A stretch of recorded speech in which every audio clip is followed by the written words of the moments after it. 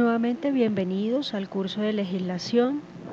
Hoy vamos a iniciar con una videoclase introductoria al tema en la que vamos a abordar tangencialmente aspectos clave de la historia de la seguridad y salud en el trabajo, como también a puntos que son básicos y fundamentales en el estudio de la normatividad a la que nos vamos a adentrar en las próximas videoclases y en general durante todo el curso. Bases que lo que se espera es que ustedes puedan tener unos cimientos que les permitan a ustedes ubicarse en el mundo jurídico de la normatividad en seguridad y salud en el trabajo, sobre todo teniendo en cuenta que es un área en el que la normatividad va cambiando con mucha frecuencia. Y por último, vamos a dejar también los cimientos de lo que tiene que ver con la matriz legal para efectos de que ustedes puedan desarrollar la actividad evaluativa de este curso.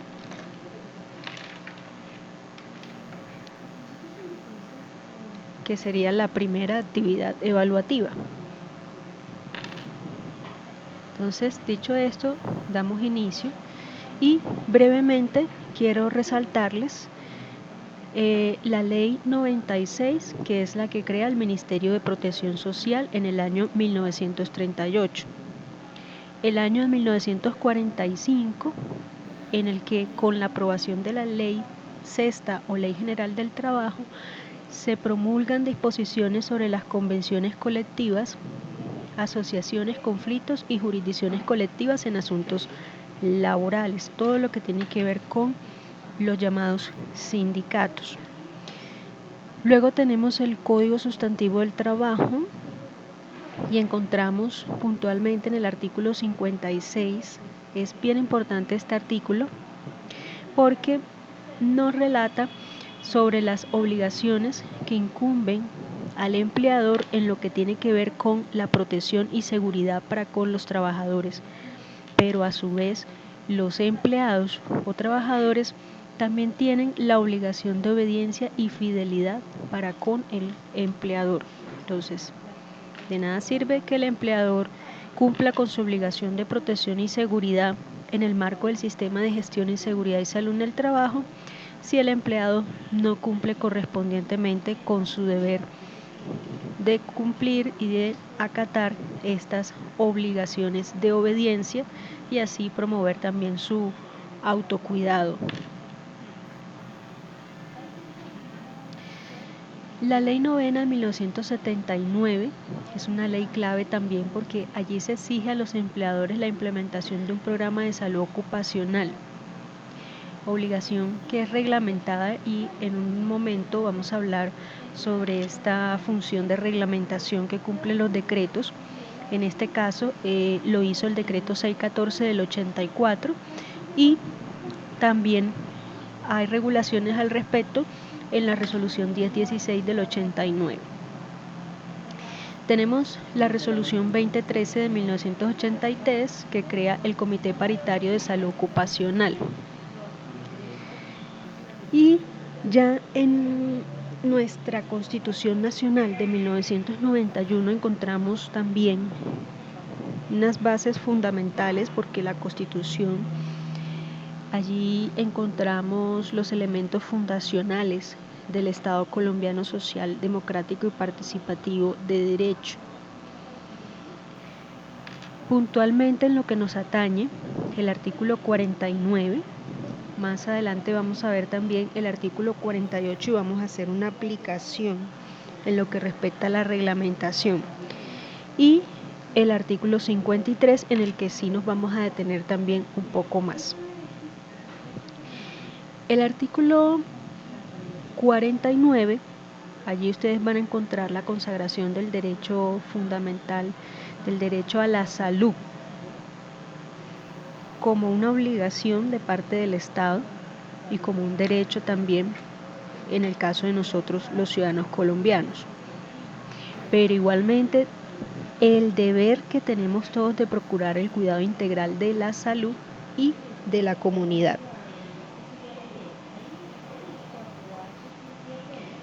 Y esto es bien importante porque va de la mano con la obligación que mencionábamos ahorita consagrada en el Código Sustantivo del Trabajo con respecto a los empleados en lo que tiene que ver con el autocuidado de su salud.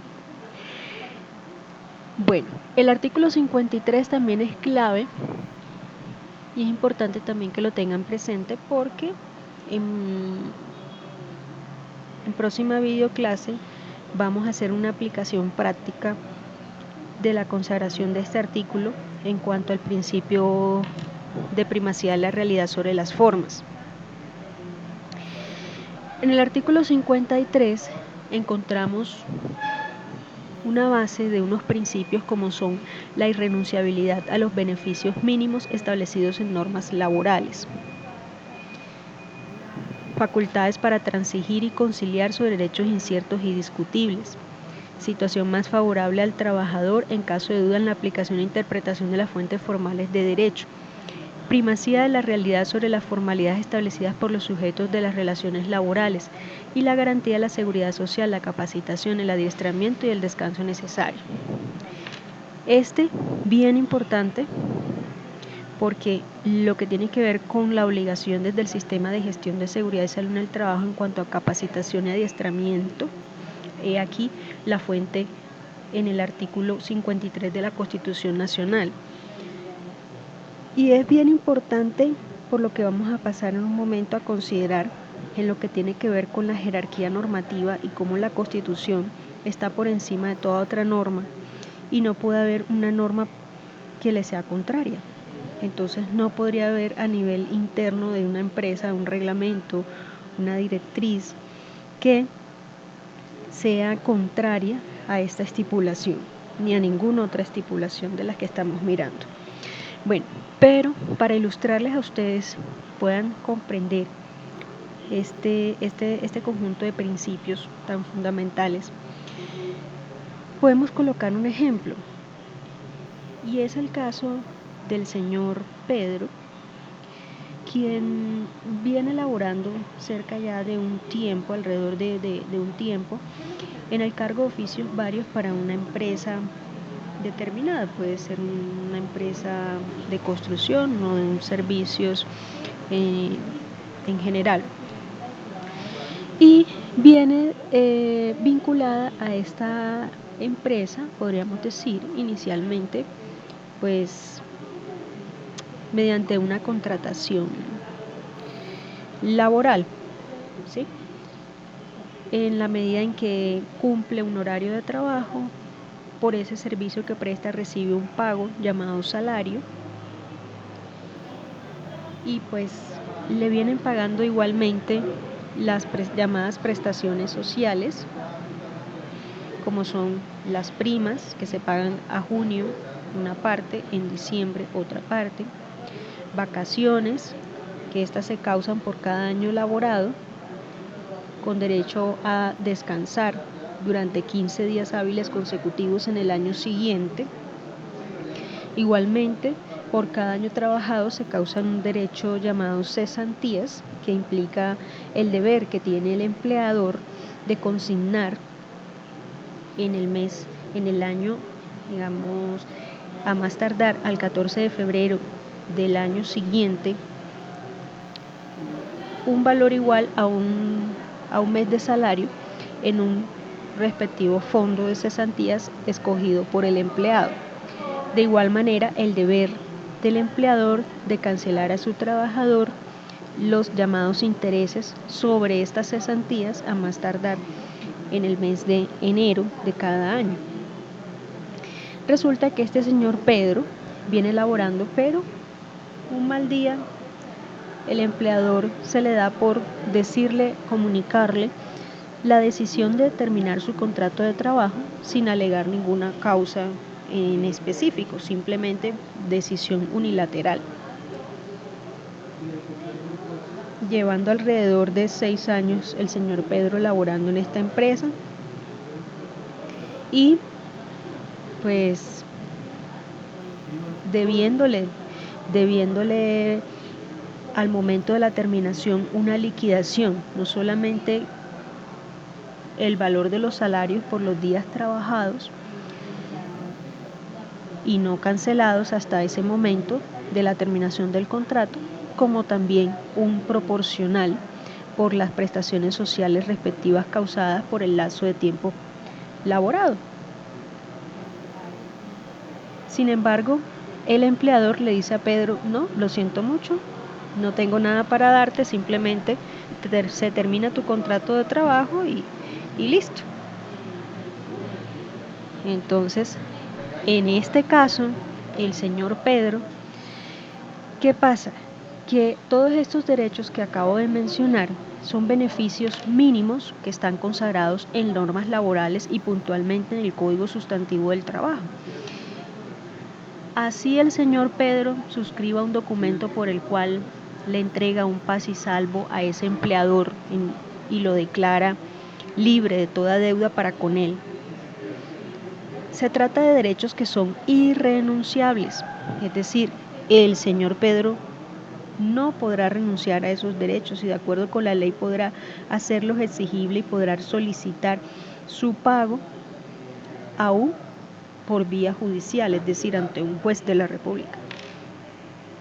Igualmente, en el caso hipotético que adicionalmente al señor Pedro, este empleador nunca le hubiese pagado seguridad social, es decir, salud, pensión, riesgos laborales durante esos 6 años de labores, igualmente estos beneficios abarcan derechos irrenunciables, derechos mínimos, beneficios mínimos irrenunciables y que igual el señor Pedro podrá exigirlos, así sea por vía judicial ante un juez de la República de parte de su empleador.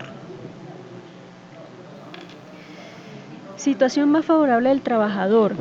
Ya esto sí es un principio que va a tener en cuenta, que debe tener en cuenta a nivel judicial. En el caso de que haya alguna duda en cuanto a la interpretación de una norma, en cuanto a si una norma confiere o no un derecho al trabajador, esta siempre debe pensarse en beneficio del trabajador. Y la primacía de la realidad sobre las formalidades establecidas por los sujetos de las relaciones laborales, suponiendo el ejemplo hipotético en que el señor Pedro, pues dijimos que él venía bajo un contrato de trabajo, no hemos dicho si ha sido verbal o escrito. Pues bien, resulta que el señor Pedro fue vinculado mediante un contrato llamado prestación de servicios. Ese fue el contrato que firmó cuando inició sus labores. Le dijeron incluso que él era un prestador de servicios independiente. Es un caso hipotético, ¿no? En ese caso hipotético que al señor Pedro le hubiesen dicho: usted es un empleado independiente, usted entonces firma este contrato de prestación de servicios, por ende usted será el encargado y el directo responsable de pagar su seguridad social. De hecho, aquí se le va a cancelar simplemente unos honorarios, no se le van a cancelar prestaciones como primas, vacaciones, cesantías, ¿sí? Porque usted es un trabajador independiente. Pero eso lo dice el papel, el documento, es decir, formalmente, en la forma. Pero en la realidad, es decir, en el día a día, lo cierto es que el señor Pedro tiene que cumplir un horario, tiene que llegar a las 8 en punto. En algunas ocasiones llegó después de las 8 en punto y le hicieron un llamado de atención. Igualmente, todo el tiempo, todo el día, durante toda la jornada, el señor Pedro está recibiendo instrucciones acerca de la forma, manera, cantidad en que debe ejecutar la actividad para la cual se le ha contratado. En ese marco, si bien desde el punto de vista formal, en el papel, el señor Pedro es un trabajador independiente, la realidad lo que evidencia es que el señor Pedro es un trabajador dependiente. Entonces, aquí aplica el principio de primacía de la realidad sobre la forma, es decir, prima los hechos reales que se dan en el día a día y en consecuencia, como los hechos reales es que este señor es un prestador de servicios dependiente, un trabajador En consecuencia, su empleador, el beneficiario de ese servicio, tiene que pagar prestaciones sociales y cubrir la afiliación a la seguridad social. Si no lo hizo nunca durante los 6 años que estuvo laborando, el señor Pedro, por tratarse de derechos que son irrenunciables, puede solicitar su pago. Obviamente, hay derechos que por el paso del tiempo, si no se reclaman, se pierden, que es lo que en derecho se llama la prescripción.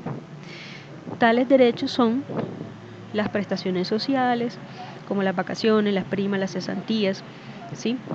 Si el señor Pedro no las reclama en un lazo de 3 años, desde el momento en que se genera este derecho, bien sea la terminación del contrato o durante el curso de ella, porque cada prestación social tiene una fecha de causación. Pero ya esos son temas jurídicos desde el punto de vista jurídico laboral, que ya compete a un abogado analizar. El punto es que en el caso de la seguridad social, los aportes a pensiones, por ejemplo, Pedro los podrá pedir en cualquier tiempo. Eso sí, no prescriben, son derechos irrenunciables, al igual que los demás derechos que les vengo mencionando. Entonces, bueno, en el caso ya de las facultades para transigir y conciliar sobre derechos inciertos y discutibles, pongamos este ejemplo. El mismo señor Pedro. Resulta que Pedro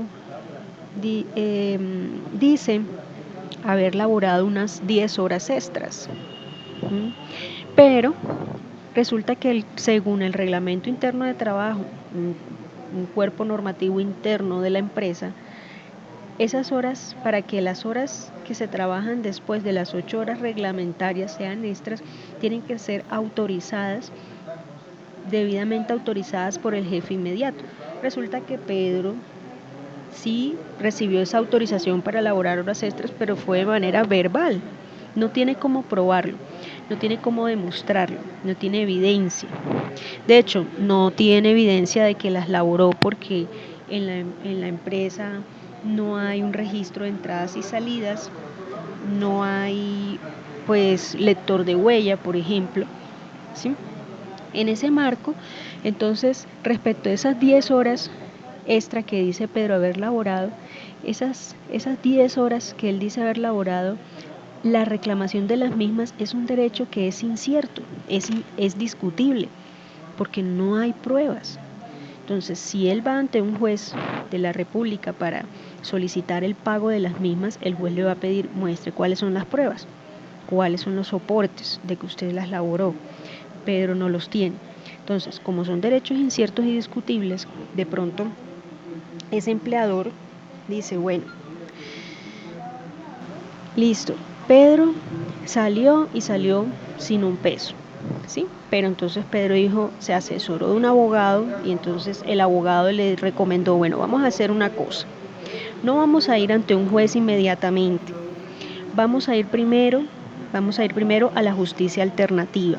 Esto es, vamos a ir a un centro de conciliación y vamos a citar a su empleador para que él comparezca y se allane a pagar, es decir, manifieste si quiere o no quiere pagar. En efecto, así lo hicieron y el empleador acudió a ese centro de conciliación. Y en esa reunión en el que está Pedro, el empleador, Pedro con su abogado, el empleador también llevó su abogado y además hay un tercero imparcial que no está ni del lado de Pedro ni del lado del empleador. Ese es un tercero imparcial al que se llama conciliador, ¿sí? Entonces, en esa audiencia o reunión de conciliación, el señor empleador le dice a Pedro, bueno, vamos a hacer una cosa. Tú dices que elaboraste 10 horas, pero no tienes evidencia de la supuesta orden que te dieron. A mí nunca me reportaron eso, ¿sí? Pero bueno, yo quiero cerrar este conflicto contigo. Yo te ofrezco, por decir, yo te ofrezco 5 millones de pesos, que es lo que vale la liquidación de tus prestaciones sociales, ¿sí? De tus primas, de tus vacaciones, que te estoy adeudando. Y adicionalmente te ofrezco 1 millón de pesos más por esas horas extras que dices tú haber laborado, que yo no reconozco que tú las laboraste, pero bueno, para cerrar cualquier inconveniente, cualquier litigio futuro. ¿Es válido? Sí. ¿Por qué? Porque ahí se está dando una conciliación, un acuerdo con un tercero mediador imparcial sobre unos derechos que son inciertos y discutibles. No hay problema. Pero, ¿cuándo sí habría el problema? Si el empleador dice, bueno, yo nunca te cancelé a ti, es cierto, la seguridad social, pensión, salud, vamos a hacer una cosa, yo te voy a reconocer otro millón más y para un total de 7 millones de pesos y conciliamos también aquí, tú no vas a poder reclamar más sobre este punto de la seguridad social. ¿Es válido? No. ¿Por qué? Porque son beneficios, la seguridad social son beneficios mínimos que son irrenunciables. Entonces, aun cuando Pedro firme esa conciliación y la apruebe ese tercero conciliador neutral, Pedro puede en cualquier momento acudir a la vía judicial ante un juez de la República, juez laboral de la República, y solicitar que sea un juez el que ordene que ese empleador haga esos aportes a la seguridad social, al sistema de pensiones, durante toda la vida laboral, las que haya dejado de hacer, para efectos de que por fin Pedro, llegado el momento, se pueda pensionar, porque eso es lo que se quiere con esos aportes. Bueno, y si eso en el marco de la conciliación, pero lo mismo ocurre si fuera una transacción. ¿Y cuándo es una transacción? Cuando se asientan a negociar simplemente Pedro con su abogado, el empleador con su abogado, o solo Pedro y el empleador sin abogados, y no hay un tercero imparcial. El tercero imparcial se da en la conciliación. Esa es la diferencia entre la conciliación y la transacción. Pero aplica lo mismo en cuanto a lo que venimos hablando sobre la irrenunciabilidad de los beneficios mínimos. Bueno, dicho esto, artículo 53, pueden ir anotando sus preguntas, sus inquietudes, para al final tendremos un lapso de 5 a 10 minutos para las interrogantes que tengan. Bueno, como ya seguramente ustedes han podido empezar a leer, a desmenuzar la información que está colgada en la plataforma, ustedes se han podido dar cuenta que en este tema de seguridad y salud en el trabajo nos estamos tropezando todo el tiempo con un sinnúmero de normas, decretos, leyes, resoluciones. Y bueno, nos acabamos de enfrentar a un cambio normativo de los estándares mínimos con la resolución 312 del 19. Y muy seguramente vamos a continuar, de hecho, legislación sobre la prohibición del asbesto, etcétera, normas y normas.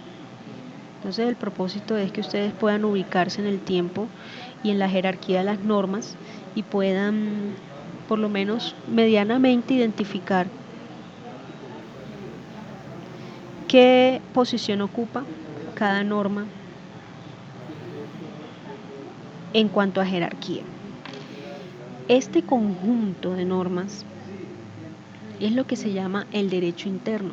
El derecho interno nacional es ese conjunto de normas, de regulaciones que vienen a ser expedidas por unas autoridades que el mismo pueblo colombiano ha escogido, ha seleccionado, porque le ha otorgado poder.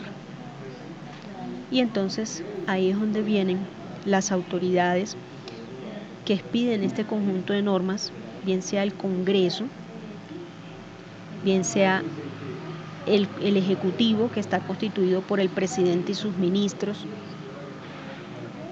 y lo vamos a ver ahorita en una gráfica. Entonces, este derecho interno es eso. Vamos a encontrar un conjunto de normas expedido por autoridades legítimas. Pero, paralelamente, ustedes también seguro han oído hablar del llamado derecho internacional. El derecho internacional ya es el que está por fuera del derecho interno. Y es el que crean organismos internacionales, un estado con otro estado a nivel internacional, van los representantes de cada estado, los presidentes, el gobierno o los ministros de relaciones exteriores y debaten sobre un tema y llegan a un acuerdo, a un convenio, un tratado, o puede ser entre dos estados o entre más estados, o puede ser entre un estado con un organismo internacional, cuando se hace parte de un estado de un organismo internacional, como la ONU, la OEA, la OMC, etcétera. Ahora, la pregunta sería, ¿cuándo ese derecho internacional es obligatorio o no para los nacionales colombianos? Buena pregunta y lo vamos a ver ahorita. Entonces, esta pirámide también les puede seguramente ser familiar y es la llamada pirámide de Hans Kelsen. Y este pensador con este diseño de esta pirámide nos ayudó a nosotros para que podamos ubicarnos en esa jerarquía. Entonces, así como en una empresa hay una jerarquía, la jerarquía lo que va a permitir es establecer un orden y evitar el caos. Entonces, en una empresa hay un gerente, hay un presidente que está en la cúspide. Y él es el que imparte las órdenes, las instrucciones y el que dirige la empresa. Entonces, una secretaria siempre está por debajo de ese jefe. La secretaria lo que hace es ejecutar, cumplir, darle vida a esas órdenes que imparte el jefe. Bueno, algo similar podemos traerlo por analogía a nuestro ordenamiento jurídico colombiano, a ese conjunto de normas que nos organizan la vida en sociedad aquí en Colombia, o por lo menos eso pretenden. Y encontramos que en primera instancia hay una norma de normas que es la llamada Constitución Nacional. Y encontramos que hay una entidad llamada Corte Constitucional, que es una entidad de la rama judicial, la autoridad suprema. Y esta autoridad suprema se encarga de hacer un seguimiento para que la Constitución como norma de normas no sea vulnerada, no sea desconocida, no sea quebrada, no sea violada por otras normas de inferior jerarquía como ley, decreto, resolución, ordenanza, acuerdo o más. Porque aquí, en el caso de la Constitución, entonces tenemos que la Constitución como norma de normas es una norma muy general, muy abstracta, consagra derechos de manera muy general y abstracta. Vamos a empezar por allí. Por ejemplo, para que ustedes vean, aparte de los que ya hemos estado viendo, como el artículo 49 y el artículo 53 de la Constitución, que como vieron son normas muy generales. En el caso del artículo 23, por ejemplo, ahí ustedes encuentran el derecho fundamental de petición. Es un derecho fundamental. Y en la redacción del artículo nos indica que este derecho nos asiste a todos los nacionales colombianos, y consiste en el derecho que tenemos de presentar solicitudes respetuosas a las autoridades y el deber que tiene la autoridad respectiva ante la cual la presentamos de dar respuesta a la misma. Pero también que, miren lo que dice, el legislador podrá reglamentar el ejercicio de este derecho. Pregunta: si yo presento una solicitud respetuosa ante una autoridad respectiva, por ejemplo, pues puede ser un particular o puede ser una entidad pública, la alcaldía, la EPS, la universidad, porque de pronto necesito que me den una información puntual, o necesito que me den copia de una historia clínica, o copia de mis desprendibles de nómina, y presento el derecho de petición ante mi empleador, o copia de, de mi volante de matrícula y presento entonces la solicitud a la universidad. ¿Dice el artículo en cuánto tiempo tiene la autoridad para darme una respuesta? No. Si ustedes leen el artículo detenidamente, en ninguna parte dice. Igual tampoco dice, no dice qué tiempo tiene la autoridad para responder, no dice. Que tiene que ser verbal o puede ser por escrito la solicitud, tampoco lo dice. O sea, no nos dice el cómo, dice el qué. O sea, qué derecho tenemos, pero no nos dice cómo lo vamos a ejercer o cómo lo vamos a materializar. En eso consiste la reglamentación. Entonces, por eso es que dice: el legislador podrá reglamentar su ejercicio, y en efecto así lo hizo mediante la ley 1755 del 2015. Se reglamentó el ejercicio del derecho de petición. Entonces, la Constitución dijo que todos tenemos derecho a presentar solicitudes respetuosas, y el legislador dijo cómo. ¿Qué pasa si el legislador no hubiese dicho cómo? Entonces, ¿no tendríamos derecho a presentar una solicitud respetuosa? Pues claro que sí, pero se hace más difícil el ejercicio del derecho, porque pues hay una incertidumbre. Bueno, ¿será que la puedo presentar verbal? ¿Será que la puedo presentar por escrito? Si yo la presento, ¿cuánto tiempo tiene la autoridad para darme respuesta? ¿Sí? Quedan esas interrogantes, entonces, y se genera una inseguridad.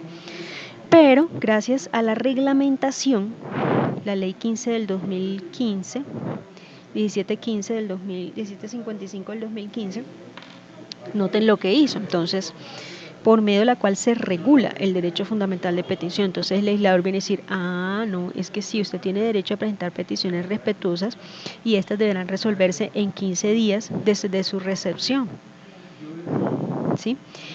E igualmente, si usted lo que solicita es copia de unos documentos o que se le informe algún dato, entonces esa petición deberá ser respondida en un término de 10 días desde su recepción, ¿sí?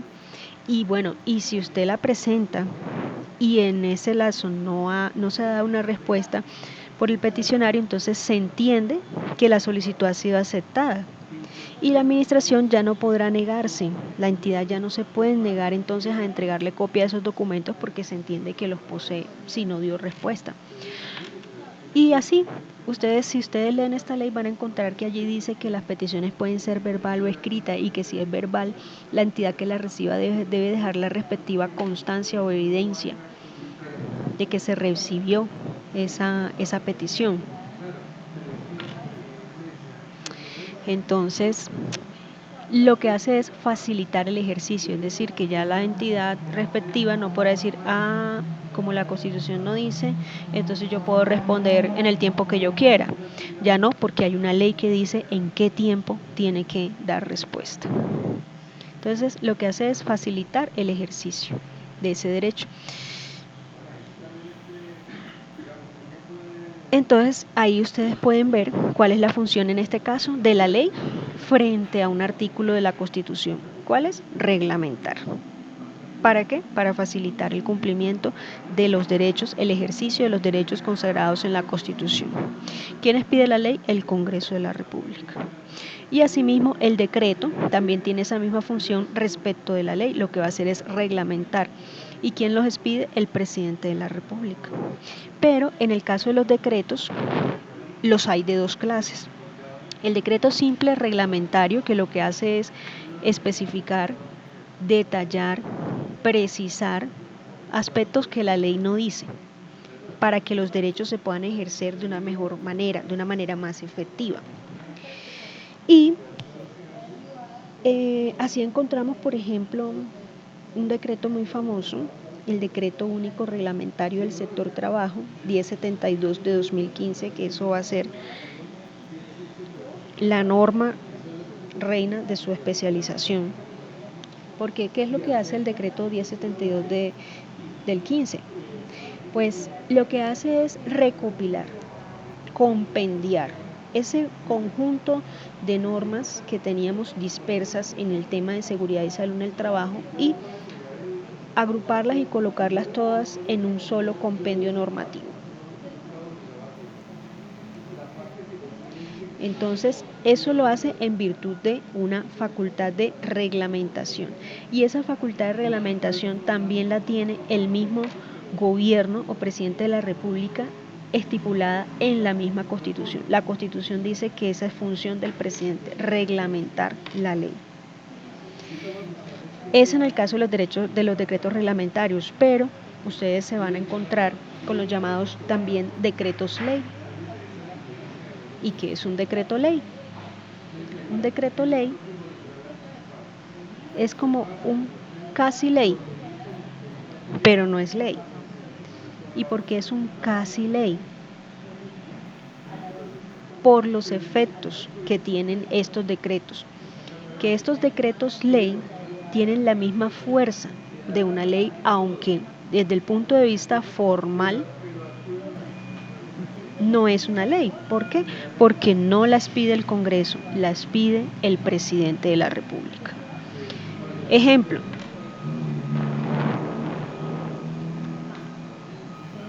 Ya lo vamos a ver.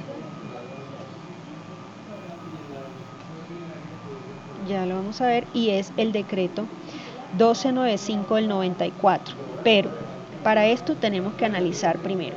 Artículo 48 de la Constitución Nacional, norma general, que consagra el derecho a la seguridad social.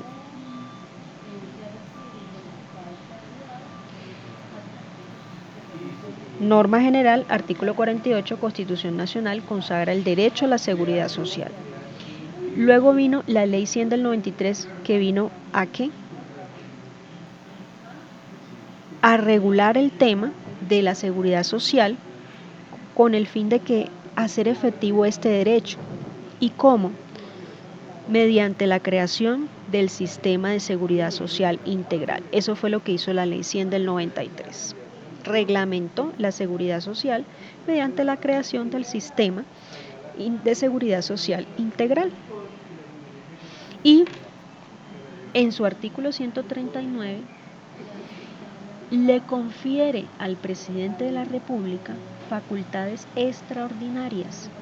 ¿Qué es extraordinario? Extraordinario es que es fuera de lo común, no es lo usual. Como cuando ustedes pagan una matrícula en la universidad, hay una fecha ordinaria y hay una extraordinaria. ¿Quiénes pagan mal la ordinaria? Pues la mayoría. La extraordinaria es por si no alcanzas.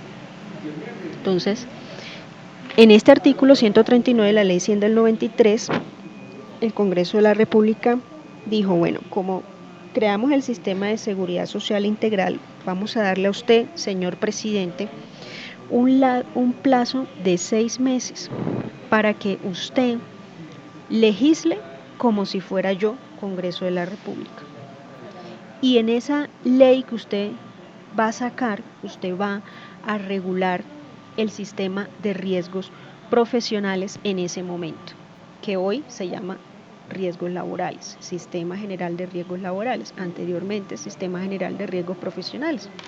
Entonces le dice, señor presidente, yo que soy el legislador, Congreso de la República, le voy a delegar a usted un pedacito de mi potestad, de mi facultad de legislar por un lapso de 6 meses para que usted legisle y organice el Sistema General de Riesgos Profesionales, hoy riesgos laborales.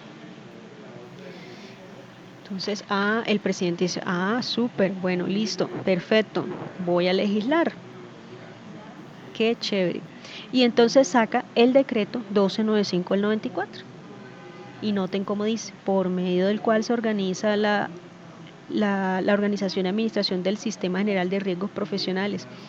Y dice que es en ejercicio de facultades extraordinarias que le confiere el numeral 11 del artículo 139 de la Ley 100 del 93. Es decir, por eso es que este decreto 1295 del 94 no fue cualquier decreto.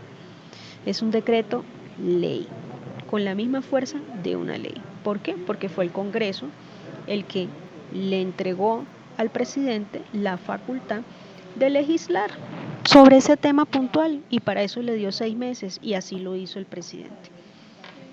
Entonces, decreto ley es distinto de decreto reglamentario.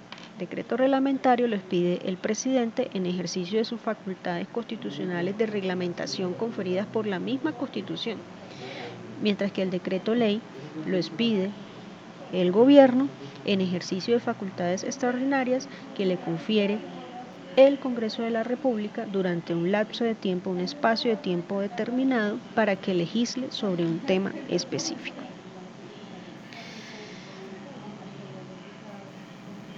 Entonces, esas son las dos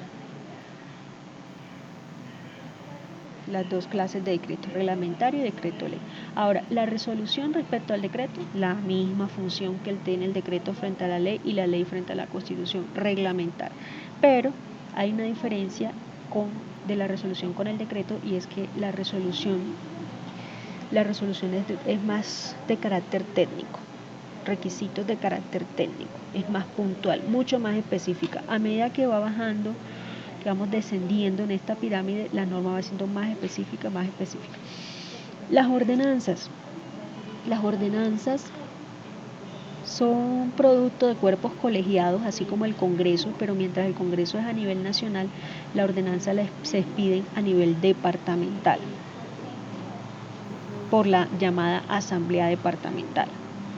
Y los acuerdos también son expedidos por un cuerpo colegiado, así como en el nivel departamental, en este caso es a nivel municipal, y las expide el Consejo Municipal.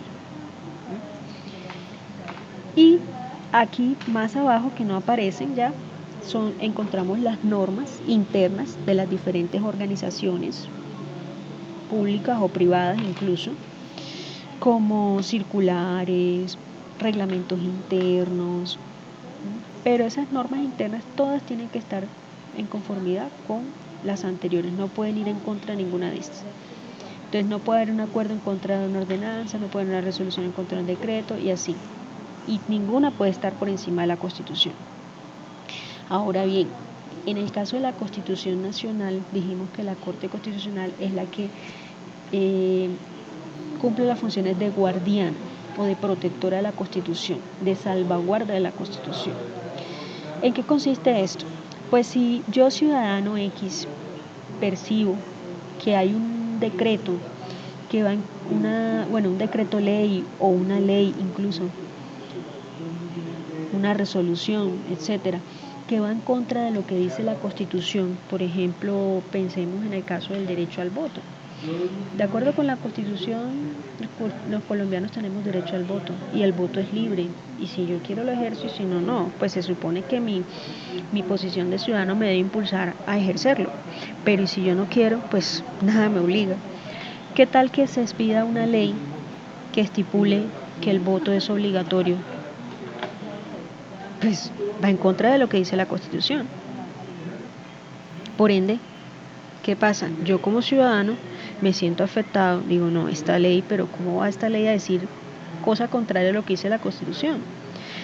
Señor Corte Constitucional, vea, aquí presento mi reclamación en un escrito de demanda por el cual yo le solicito, señor Corte Constitucional, que declare la inconstitucionalidad o inexequibilidad de esa ley que dispuso la obligatoriedad del voto, porque va contra la Constitución.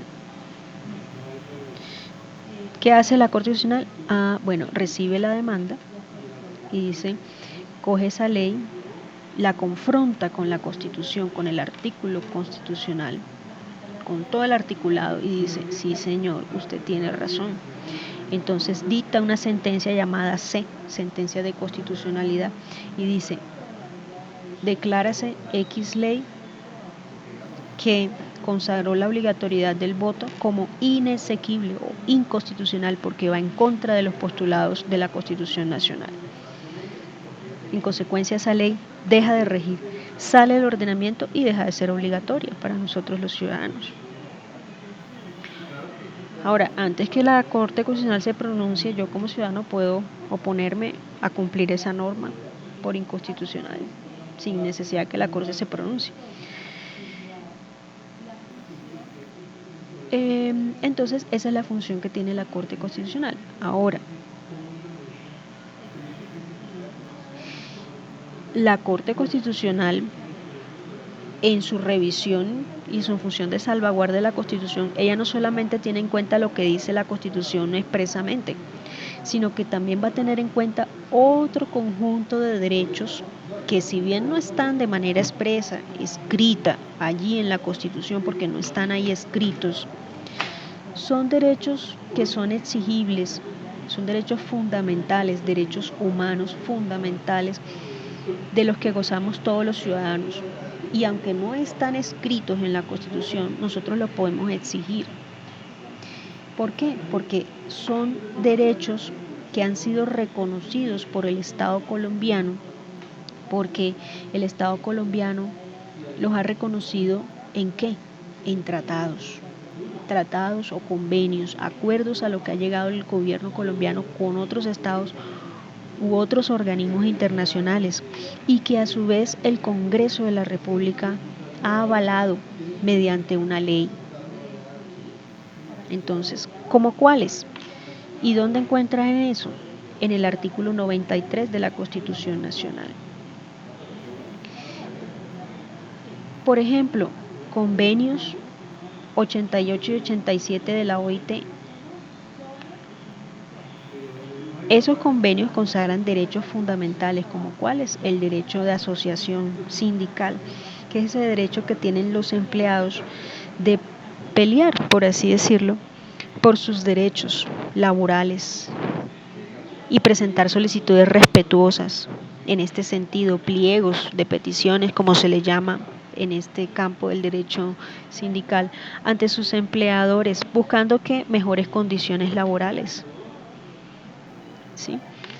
Esos derechos son fundamentales. ¿Por qué? Porque están consagrados en unos convenios que han sido aceptados por Colombia mediante ley del Congreso, a la luz del artículo 93, de manera que son derechos fundamentales que no están escritos en la Constitución, en el texto constitucional. Sin embargo, se entiende que hacen parte de la Constitución y en ese entendido hacen parte de un bloque. Entonces, por eso es que se dice que la Constitución, junto con ese grupo de derechos reconocidos en tratados internacionales sobre derechos humanos y que el Congreso ha incorporado a nuestro ordenamiento mediante una ley del Congreso, se dice que tanto la Constitución como esos derechos hacen parte del llamado bloque de constitucionalidad. Eso para que lo tengan en cuenta por si en algún momento, y sobre todo para que vean que no nos limitamos a la Constitución. Tenemos que también, y nosotros como especialistas en seguridad y salud en el trabajo, también estar pendientes de todo acuerdo que se haga a nivel internacional, porque si versa sobre derechos humanos fundamentales como la salud, el trabajo, hacen parte de nuestro derecho interno y son obligatorios y se puede exigir su cumplimiento.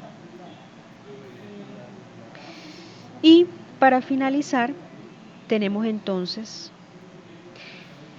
ya hablamos del derecho interno nacional, del derecho internacional y cómo este puede llegar a ser parte del derecho interno. Pero hay un último ordenamiento, bueno, aquí no tengo la referencia, pero ese último ordenamiento, yo les voy a enviar a ustedes un documento a su correo adicional a los que ya han podido analizar. Ese ordenamiento es el derecho de la integración. Más específicamente, para los efectos de este curso, nos interesa el derecho comunitario andino. Ese derecho comunitario andino es un derecho que es paralelo a nuestro derecho interno. Y ese derecho comunitario andino es un conjunto de normas que nacen desde la creación de la Comunidad Andina de Naciones, o llamada CAN, cuando Ecuador, Bolivia, Perú, Venezuela, que ya no está en el acuerdo, se sientan en 1969, Ecuador, Perú, Venezuela, Bolivia, Colombia, que Venezuela ya se retiró, como les digo. En 1969 se sientan en Cartagena y celebran el llamado Acuerdo de Cartagena, por el cual dan vida a la Comunidad Andina de Naciones. ¿Cuál es la pretensión de esta Comunidad Andina de Naciones? Lo que han querido los países es que mediante llegar a acuerdos, convenios, como beneficios tributarios, arancelarios por el intercambio de la mercancía de un país a otro, que los nacionales de un país puedan ir a otro país sin necesidad de una visa o de un permiso. Y todo con miras a lograr equipararse algún día a lo que es la Comunidad Europea y tener así como la Comunidad Europea una moneda única. Porque la Comunidad Europea es el máximo ejemplo en integración económica. Entonces, de esta manera, poder llegar a presentarse ante la comunidad internacional como un bloque fuerte.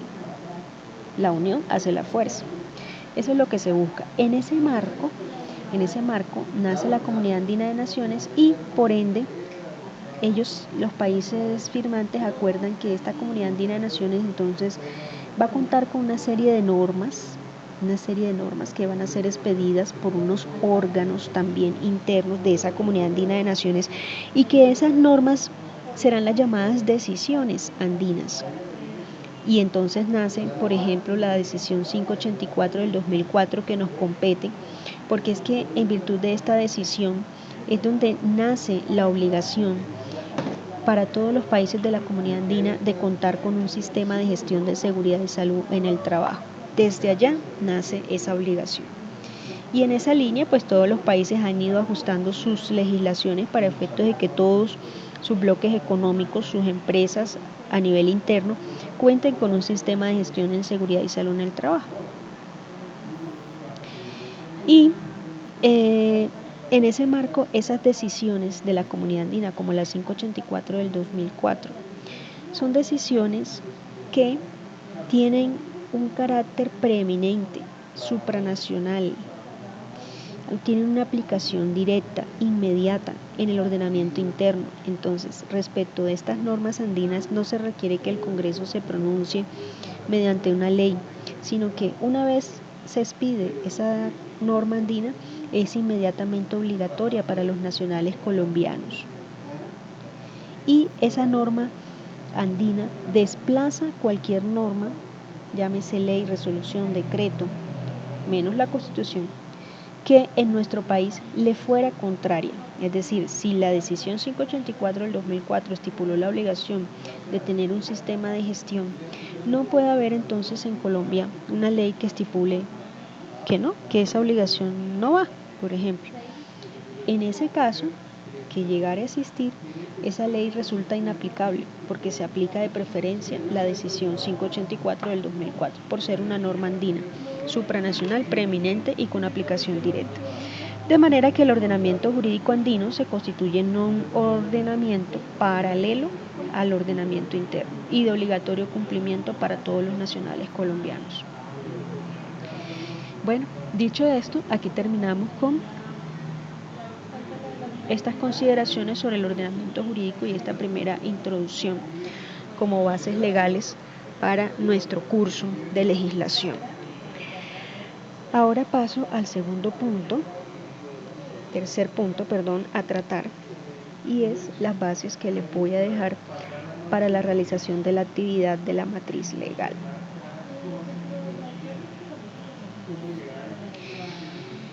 La definición la encuentran en el decreto 1072 del 15.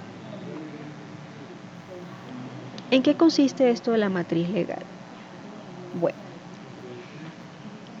lo que se busca con esto es que en el caso de nosotros, los especialistas en seguridad y salud en el trabajo, ustedes como líderes de la seguridad y salud del trabajo a nivel de su empresa o como consultores externos en estos temas, tener una matriz, ¿qué es?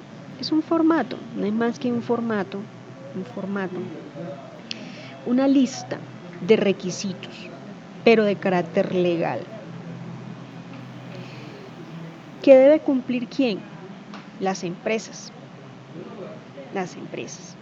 Entonces, en esta matriz o formato, o también podemos identificarlo, pues lo más claro es un checklist o una lista de requisitos.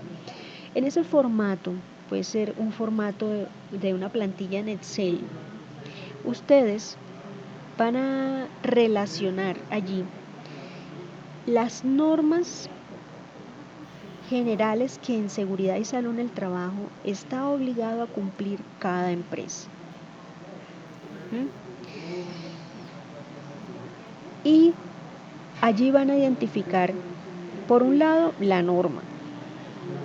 En segundo lugar, pues, ¿de qué trata la norma? En tercer lugar, ustedes podrán hacer mención a los artículos pertinentes o los apartes pertinentes de la norma que aplica para la empresa. ¿Para cuál? Para la empresa en la que ustedes estén trabajando o para la empresa a la que ustedes vayan a asesorar.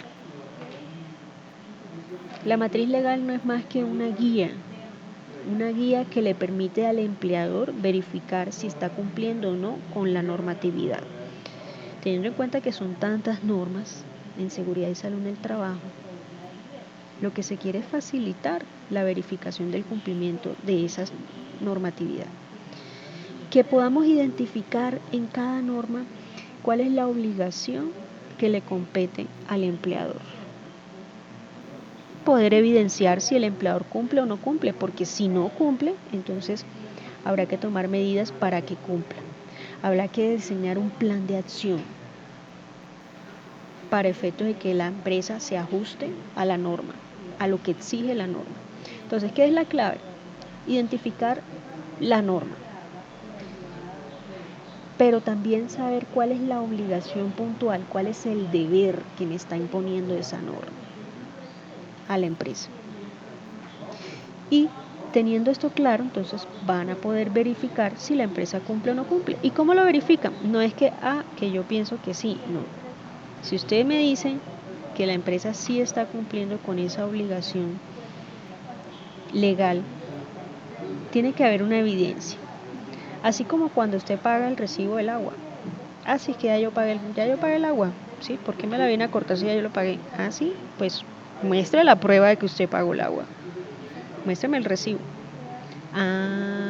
Sí pagó. No, es que no se me quedó el recibo. No, te lo siento mucho. No cumple y la procede a cortar. ¿Sí? Listo. En esa medida, entonces, ustedes aquí en esta matriz legal, nosotros nos vamos a concentrar en la normatividad que regula el sistema de seguridad y salud en el trabajo. De igual modo, ustedes van a ver en cualquier modelo de matriz que no solamente se relacionan las normas generales en seguridad y salud en el trabajo que debe cumplir la empresa, sino que también hay otro bloque de normas que se van a relacionar en este formato y son normas que ya atañen a la empresa en razón a la actividad que ella desarrolla. Entonces, por ejemplo, si es una empresa que se dedica a servicios ambientales, deberá aparecer en esa matriz toda la normatividad que regula el tema ambiental y que ella le atañe, obviamente. Pero también hay otro grupo de normas, y entonces ya son 3 grupos de normas, y este tercer grupo de normas se trata de aquellas que son de voluntaria adhesión.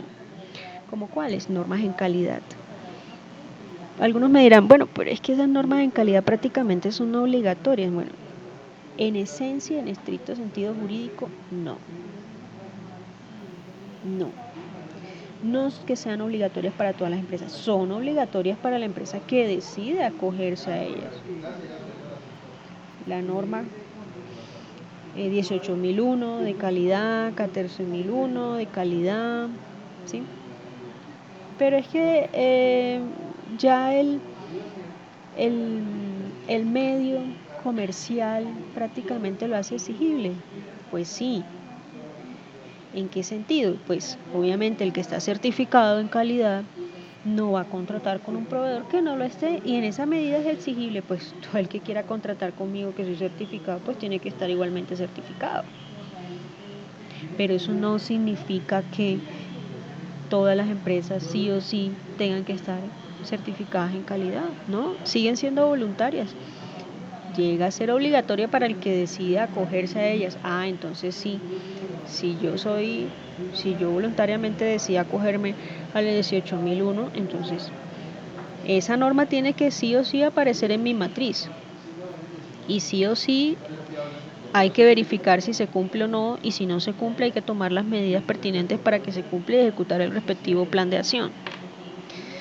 Pero no es más. Entonces, les puedo compartir también esta presentación para que ustedes tengan esta guía de lo que hemos hablado, porque no es más de lo que les estoy explicando. Aquí está el formato. De igual modo, se los comparto. ¿Qué deben tener en cuenta? A ver, aquí la pretensión no es que un especialista en seguridad y salud en el trabajo sea un experto diseñando matrices legales, porque esto es una labor jurídica. ¿Cuál es la pretensión aquí en este módulo, con este tema? Que ustedes sepan qué es una matriz legal. Que cuando a ustedes les llega a sus manos en el ejercicio profesional o matriz legal, no se asusten, porque ya la conocen, saben cómo funciona, cuál es el mecanismo. Pero difícilmente ustedes, como especialistas en seguridad y salud en el trabajo, van a poder llevar, diseñar una matriz legal sin una asesoría jurídica de un abogado. Eso es así, zapatero a tu zapato, y necesariamente tiene que haber una guía, una orientación legal para efectos de diligenciarla. ¿Por qué? Porque es que la labor de identificar la obligación legal, el deber en cada norma, es una labor netamente jurídica. Ustedes como especialistas medianamente pueden lograr y lo que más les puede facilitar es lo más viable para ustedes desde su perfil, puede ser contribuir a mantener hacer la verificación del cumplimiento, ¿sí? Y a mantenerla actualizada, pero tiene que haber sí o sí una asesoría legal. Pero por la necesidad que esto implica en el campo laboral, le compartimos a ustedes esta información para que ustedes la tengan, y tomamos este ejercicio como una evaluación. ¿Por qué? Porque es un ejercicio que nos ayuda, sobre todo en este curso de especialización, para que ustedes puedan identificar, conocer, leer la normatividad vigente en seguridad y salud en el trabajo, porque es una tarea. Ustedes aquí tienen el mayor porcentaje del proceso de su aprendizaje, lo tienen ustedes. Y por eso les recomiendo mucho apegarse a la lectura, porque va a ser la única modo que ustedes van a poder apropiarse del conocimiento en general en la especialización, y particularmente en este módulo de legislación, por lo amplio que representa el curso. Entonces, ese es el propósito, que ustedes puedan identificar la normatividad, que la puedan leer, que se familiaricen con ella e intenten hacer el ejercicio, un ejercicio a conciencia. Entonces, no quiero copy-paste de matrices legales de internet. No quiero que me traigan aquí la matriz legal que hizo el abogado de la empresa. No quiero. Yo me doy cuenta, sé cuándo lo trabajan ustedes, sé cuándo no lo trabajan ustedes, y pues obviamente eso se verá reflejado en la respectiva calificación. Entonces, quiero un trabajo conciencia para ustedes, que ustedes aprendan, y tienen que hacer ese ejercicio paso a paso. Entonces, aquí les comparto un formato Aquí ustedes, ¿qué les puedo decir adicional? No hay un formato estándar. Se va a ajustar de acuerdo a las necesidades de cada empresa y de acuerdo al diseño, a las preferencias y a la creatividad de la persona que diseña la matriz. Ustedes pueden escoger la empresa que ustedes quieran, es de libre escogencia. Quiero que se concentren en las normas en seguridad y salud en el trabajo, únicamente. ¿Sí? Únicamente concentrémonos en las normas generales en seguridad y salud en el trabajo, que son las que quiero que ustedes conozcan, desmenuzcan, las lean, las analicen, las revisen. Entonces, fecha de elaboración, pues la fecha en que ustedes se van a sentar a empezar a diligenciar. Fecha de actualización, como máximo un año después. Pero empresas, digamos, acuciosas, lo están haciendo cada 3 meses, verificando. Ahora, si cambia la normatividad, pues yo la actualicé ahora en julio y resulta que en agosto salió una nueva norma, pues tengo que tener la actualización con la nueva norma. ¿Sí?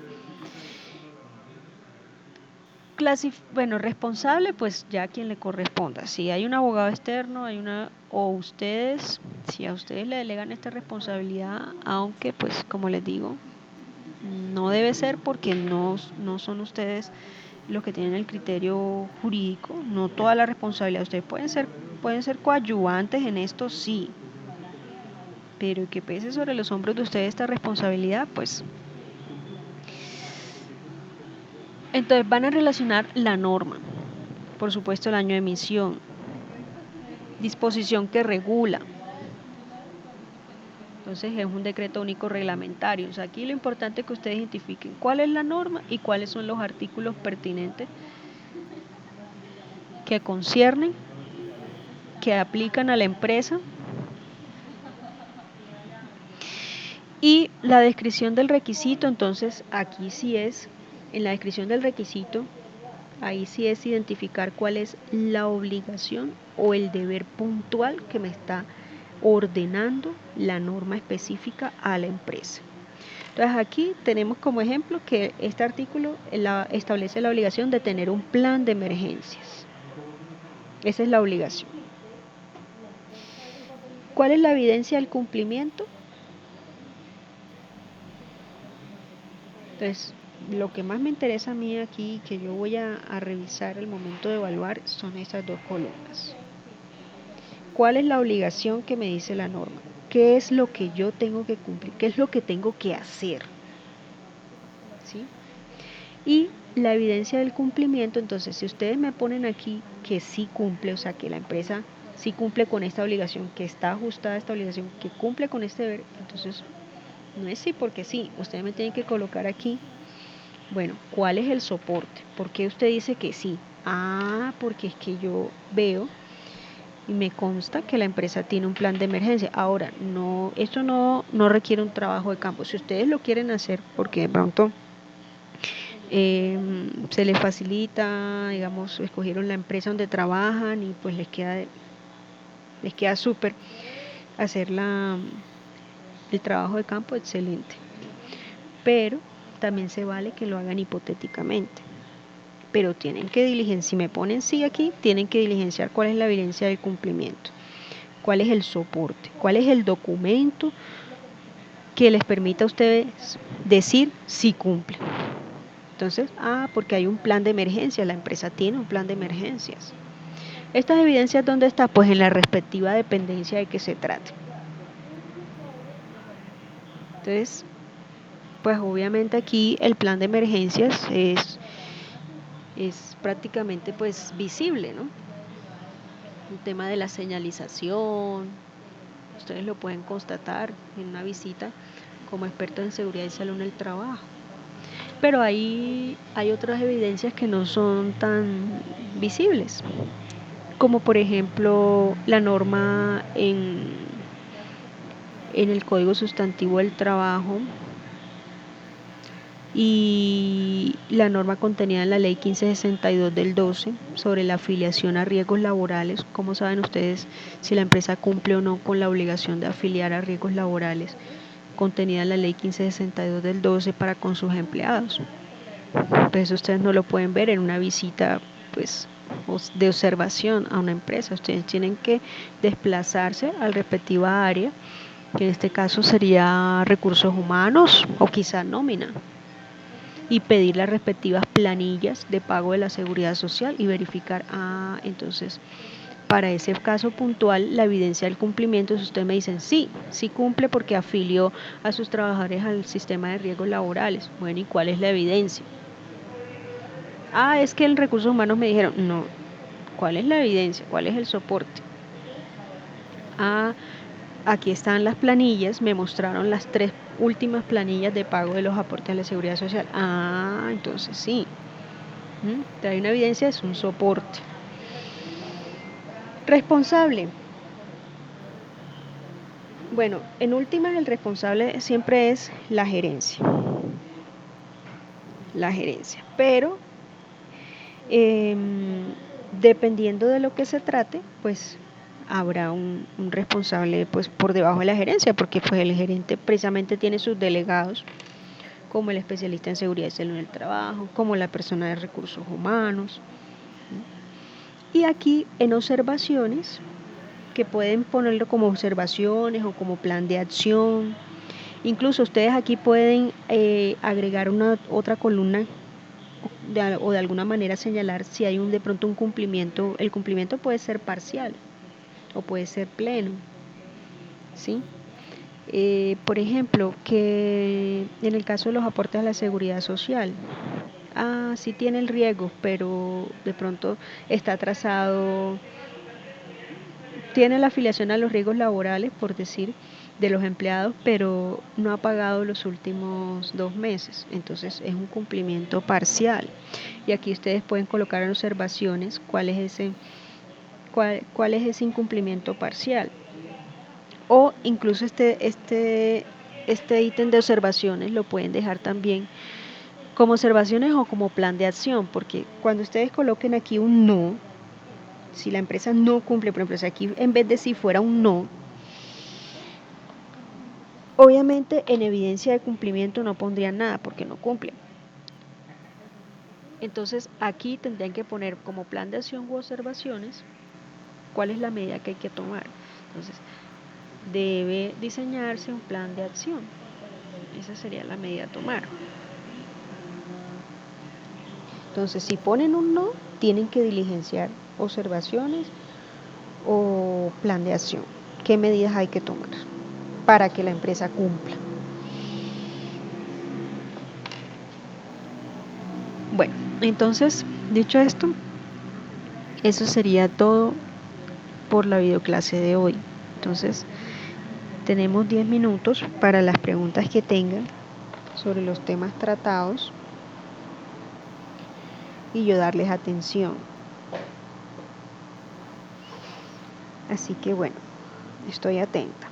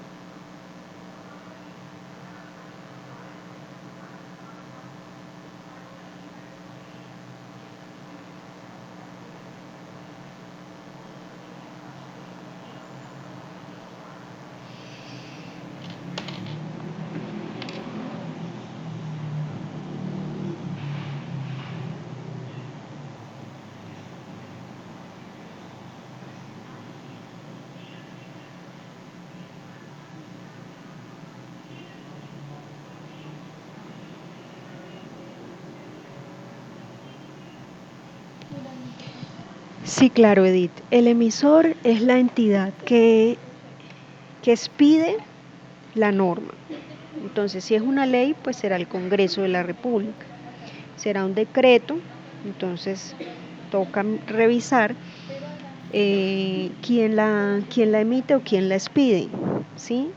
Pues obviamente el gobierno, pero dependiendo del ramo de la actividad. En algunos casos será el gobierno a través del Ministerio de Salud o a través del Ministerio del Trabajo. Tienen que mirar el encabezado de cada norma. En el encabezado, así como les estaba mostrando ahorita en el decreto 1295 del 94 o incluso la ley 1755 del 2015 que estuvimos mirando, ahí en el encabezado pues siempre refiere la procedencia, ¿no? ¿Quién lo expide o quién lo libra o quién lo emite?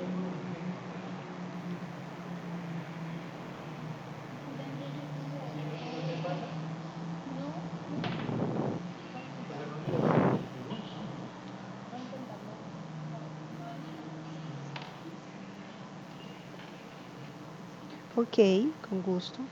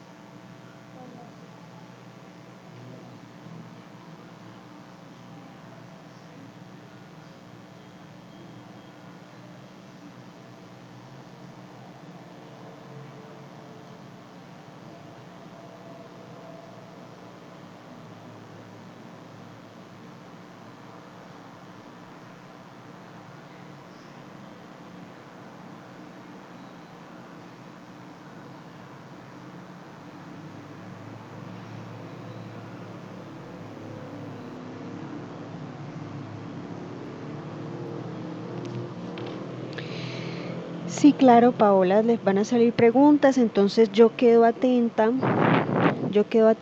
a los correos que ustedes me puedan enviar. De igualmente hay la opción de que concertemos unas charlas pues personalizadas para las dudas que tengan. Pueden ir anotando como las dudas, las inquietudes y podemos programar una charla adicional, teniendo en cuenta pues que hay semanas en las que no vamos a tener videoclase, entonces nos da también esa libertad. Igual tiempo, van a tener tiempo. Les recomiendo mucho, es imprescindible que ustedes se agenden con las actividades que ya están programadas en la plataforma, porque de ninguna manera habrá aplazamientos. Los aplazamientos en las actividades distorsionan todo el proceso educativo de todo el grupo, entonces no queremos esas dilaciones, de manera que yo sí soy incisiva en que por favor se agenden con las fechas, no se dejen coger el tiempo para cargar las actividades a la plataforma a fin de que puedan superar cualquier inconveniente, bien sea técnico o bien sea pues alguna duda, inquietud que tengan de fondo en cuanto a la realización del trabajo, para que puedan absolver y solucionar con tiempo.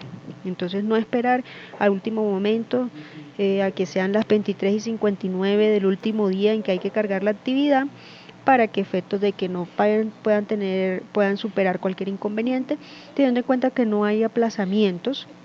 Los aplazamientos son estrictamente en casos de fuerza mayor y pues prácticamente avalado por la dirección del programa, y son casos muy especiales y puntuales, y eso es prácticamente nulo.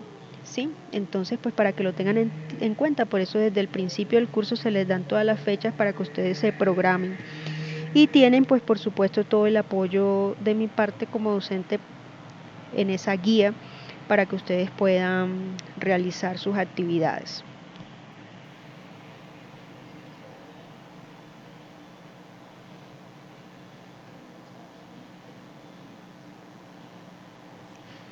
Sí, claro, Edith. Es posible que toda una norma sea aplicable para la empresa. Claro que sí. En ese caso, pues, em, si es toda la resolución aplicable, pues pueden mencionar pues sucintamente ahí en la parte de artículo tal a tal, o especificar que es toda la resolución, ¿sí? Pero igualmente tendrán que resumir muy bien cuál es la obligación puntual que consagra la norma, porque pues esto es un formato y no es transcribir la norma, sino sucintamente estipular allí cuál es la obligación puntual que se establece.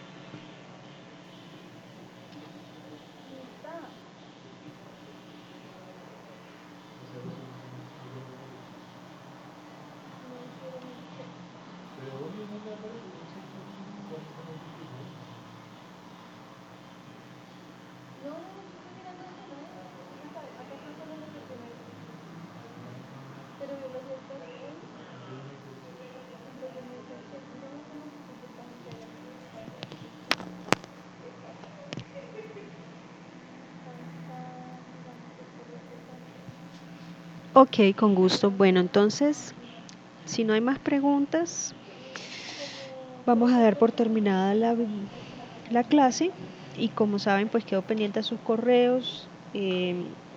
Igualmente, les reitero a la opción de programar asesorías puntuales para que puedan pues clarificar mucho más las inquietudes que tengan en esa lectura profunda que van a ir haciendo del material. ¿Listo? Entonces, que tengan feliz noche y nos estamos viendo, conversando próximamente. Ya pueden, por favor, entonces ir saliendo del chat para efectos de proceder entonces a cerrar el aula.